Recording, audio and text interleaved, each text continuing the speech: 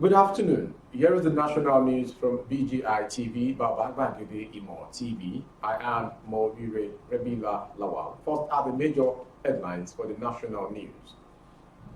Governor Akeredolu is right. Amotekun has the right to bear AK-47. You can't acquire arms, FG tells Autumn's governors.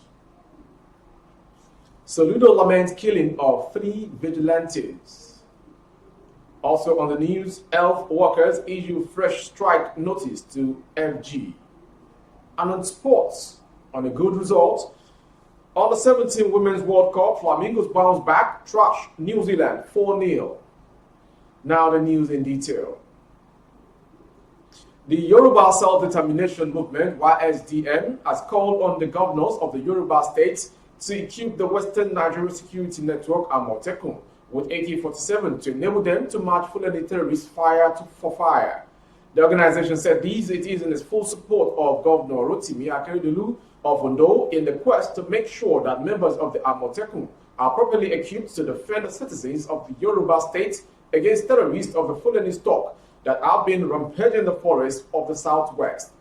In a statement made available to newsmen by the vice chairman of the movement, Mr. Banji Ayiloge, the movement is the opinion that states need to approve and approval from the federal government to protect their citizens. This position is more tenable when it is on the record that the Lamdog Buhari administration had tactically allowed a similar organization in his own state to train and acquire an AK-47 assault rifle. Certainly, the denial by the federal government is unrealistic and untrue. Mr. Ayiloge added that nobody trains on assault rifle only to be issues a day gone. The YSDM also believes that by denying Yoruba states the requisite weapons to equalize the kind of weapon being used to terrorize citizens of our state by terror groups and marauding herdsmen armed with sophisticated weapons. The Buhari administration has demonstrated that it feels that Yoruba people are underlined in what is supposed to be a federation of equals. These groups have been terrorizing the people of the Southwest for many years. If this persists, known state actors may have no choice than to form vigilantes themselves into militias to defend and protect their properties and families. Moving on to the next story. Subnational governments have no power to acquire arms and ammunition for their various security outfits, the National Security Council on Friday declared. The Chief of the First Staff, General Lucky Irabor, revealed this to State House respondents shortly after the NSC meeting chaired by the President, Major General Muhammadu Buhari, retired at the Aso Rock Villa. Irabor, who spoke alongside the Minister of Interior, Rauf Aregbesola, said no state security outfit would be allowed to bear arms without undergoing the proper procedure.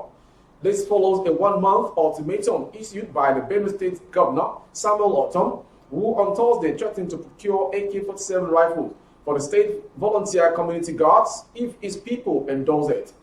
Ortom spoke during the passing out parade of the second batch of the state volunteer community guards in Makurdi, the state's capital. And to the next story from Anambra State. The Anambra State Governor Chukwuma Soludo has condemned the killing of 3 members of the Anambra State Vigilance Group on official duty at Unko Iwoku in the Agwata local government area of the state.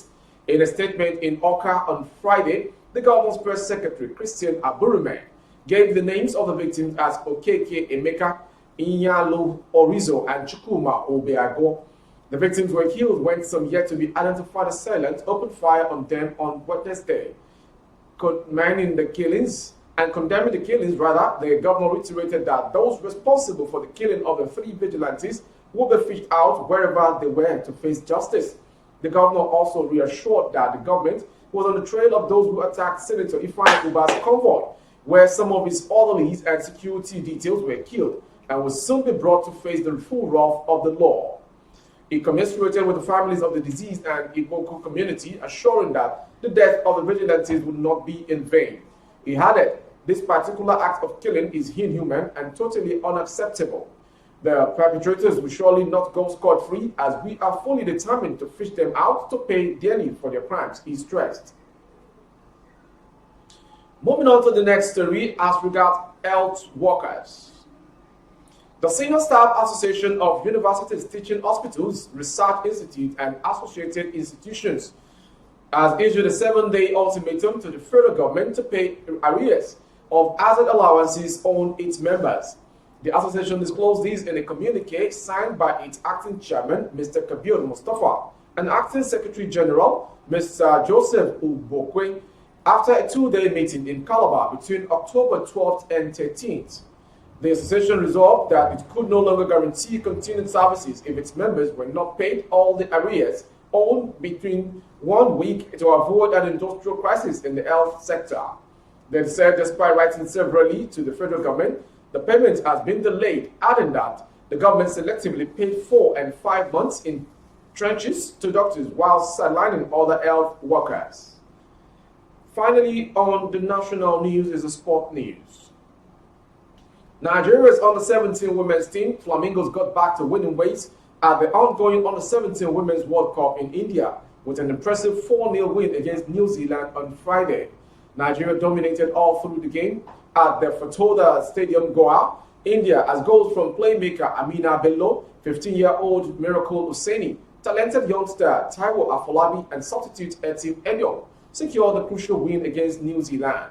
Coach Bankole Olowokere led side showed character and recovered from the 2-1 slip against Germany to book 3 vital points and keep their hopes of qualifying for the next round alive.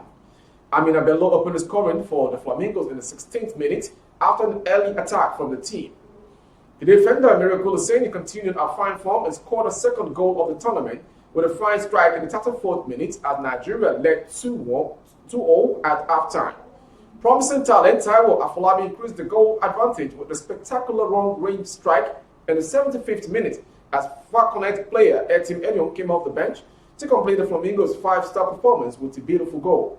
That ends the national news from BGI TV. Before we go, some major headlines. Governor Akeredolu is right. Amotekun has the right to bear AK-47. We also brought to you, you can't acquire arms. FD tells Autumn's other governors. And on sports, Flamingos bounce back, trash New Zealand 4-0. For more updates on YouTube, our handle is Baba Bagede Imo TV. Kindly subscribe and click on the notification bell. Select option all to access all of our broadcasts. On Facebook, Bagede Imo with Alawiye Adebayo. Please like and follow the page. On Instagram, Bagede Imo _22. For other placement of your goods and services, coverage of events and functions, both outdoors, please call the phone number streaming on the screen for advert placement only. Thank you for watching. I am Moribe Rebida Lawa. Good afternoon.